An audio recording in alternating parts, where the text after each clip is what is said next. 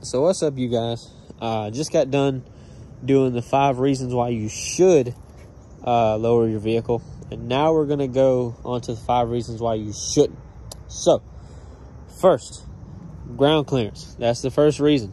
So I have a pickup truck, as you can see. It's a 2021 Colorado 2-wheel drive V6, and it's a pickup, so it naturally from the factory it's going to have pretty good ground clearance and stuff like that. And I mean, it's still got fairly good ground clearance. I mean, you can see that skid plate right there hangs down a little further than everything else, but all in all, there's not really much that hangs down or can get caught. But say if you lower a car, like let's say a Honda Accord or a Nissan Maxima like what I had, you're gonna have some trouble. Or a Mustang or something like that. Any kind of a car, you're gonna have ground clearance issues. So getting over speed bumps, hell, just even putting your car on a ramp to try to change the oil is gonna be a chore.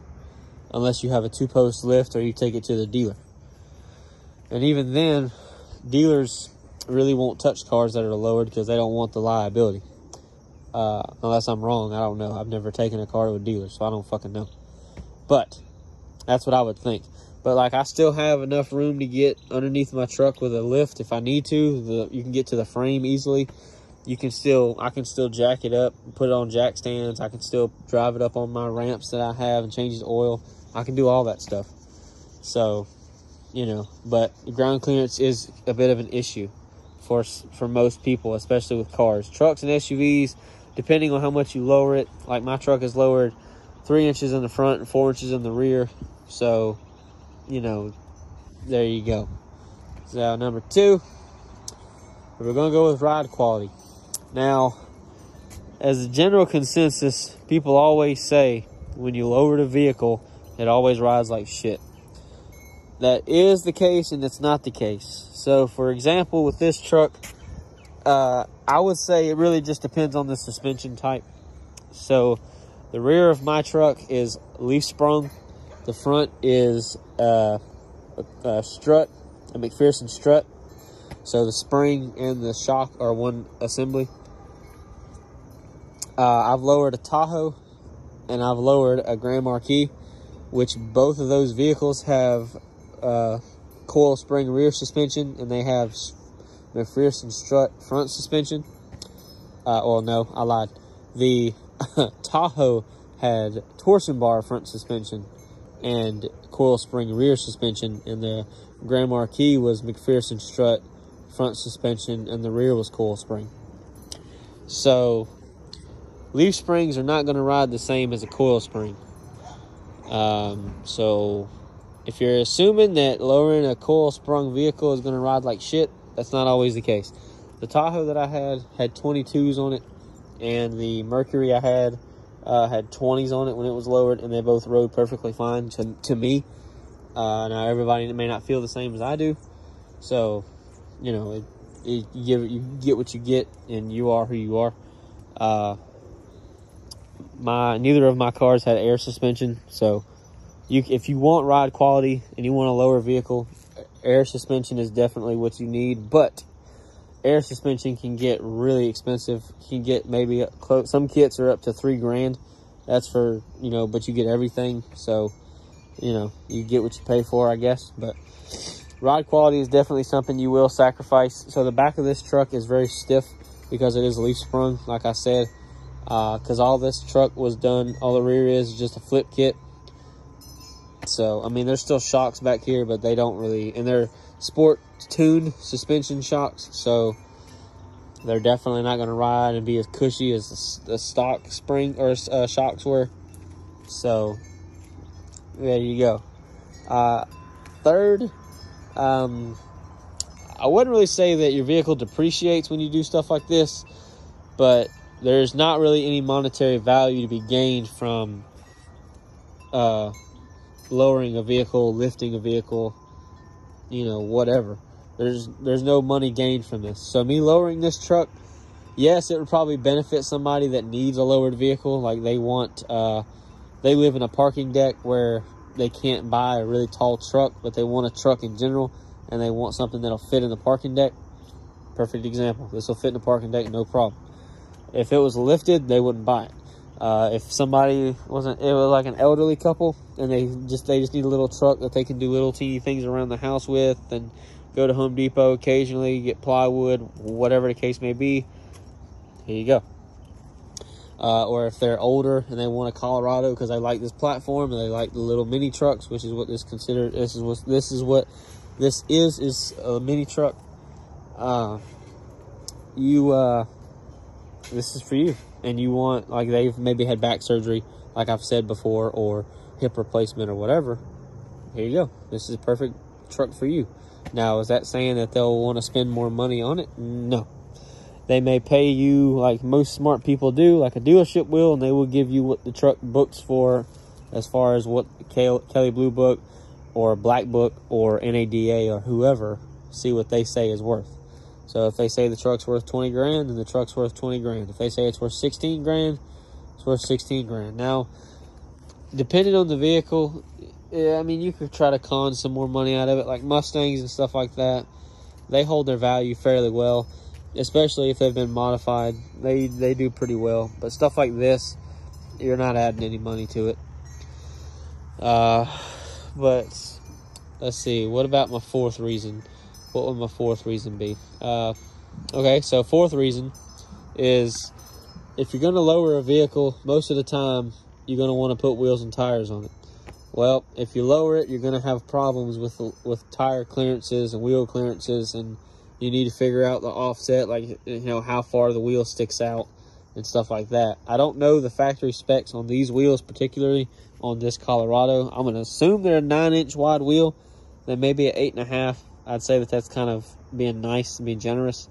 They may be an 8, 8.5. I don't think they're a 9. But, like, I want to put 20s on this truck. I wanted to put 22s, but the ride's not really that great now, so I don't really want to make it any worse. But 20s is what I want to do. So I need to figure out what will fit as far as how it sits now for the front, so that I don't rub on anything like the sway bar or the truck or the fender or anything like that, because I don't want to rip it out or tear up the tire or the wheel or whatever. So that is some things to take into consideration. With this platform, it's a little difficult because not a lot of people lower these trucks. There is a few, but it's not like a Camaro, a Mustang, or a Tahoe, or a Silverado, or a F-150, or stuff like that that's very popular that people lower on a regular basis, that you can just look up and bam, there's like 30,000 results on, this is what I have, this is what fit, didn't have any issues, this is what I ran, blah, blah, blah. I don't have that with this. So I'd have to just do my research and look it up and see what everybody's running and see what works, what doesn't. So I recommend, this will also go back to what I said in my previous video with the 5 reasons why you should. You need to do research before you do something like this. Look at other people's opinions. See how long they drove the vehicle for when it was lowered. See if they've had any issues, especially with the kit that they buy and or just in general. Because you don't want to go and buy a kit and then you not like it, because then you have to take all the shit back off. And most companies, once you install something like this, they don't want it back. So, you know, there you go. So do your research before you're going to do this kind of stuff. It's not something that you just need to jump in head first, unless you know for a fact this is what you settled on. You've looked at everything. You've seen opinions. You've seen other people's vehicles that have been done, and you're 100% committed. My fifth reason, there really isn't a fifth reason. I can't think of one. I'm sure other people could. I really wouldn't say that this is the reason why you shouldn't, but you're going to get hate no matter what you do. So I've lowered my truck. I'm sure there's a lot of people that if I posted this on the Facebook page for these trucks, I'm sure I'd have all kinds of people saying, oh, well, you ruined that truck. Oh, well, it looks stupid. Oh, well, I wouldn't do that to mine, blah, blah, blah. Well, that's perfectly fine. A, none of them pay for this truck. B, none of them paid for the lowering kit. And C, I don't really give a shit what they would do. It's not their truck, it's mine. I'm going to make it look like I want it to look. I'm going to get it to serve the purpose I need it to serve. So, who cares? Don't let what other people say dictate your decisions or your future decisions or what you're going to do later on. Do what you want to do how you want to do it. You know, it's not a bad thing to ask questions. It's not a bad thing to try to get opinions. But I'm not saying that. But if at the end of the day, you're saying, okay, well, I want to lower my vehicle. I'm sticking to that. I've already ordered the kit. We're going to do it.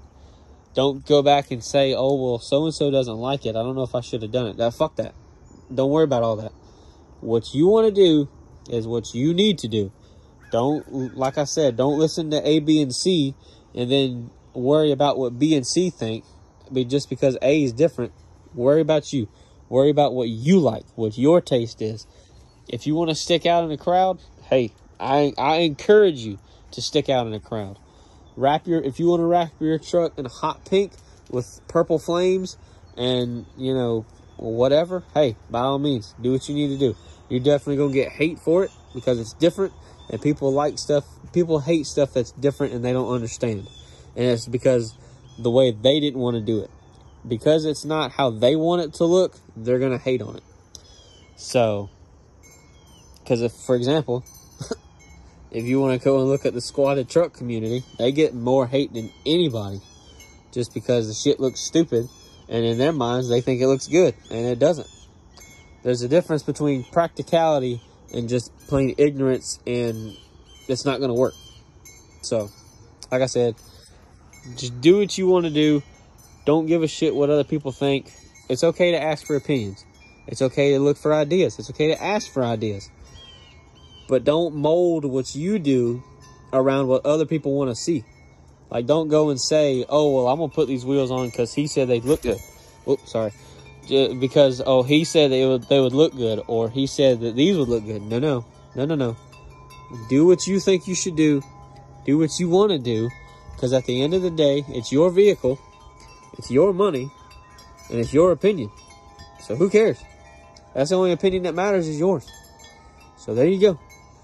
The only thing stopping you is either your money or just you or your wife or whatever.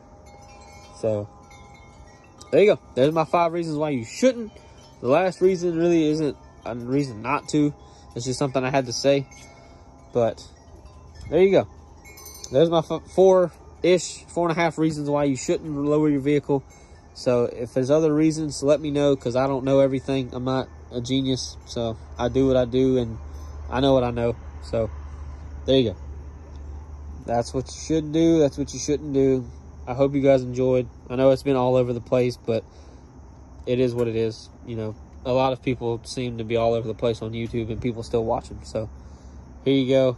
Hope everybody enjoy, and I'll see you guys later.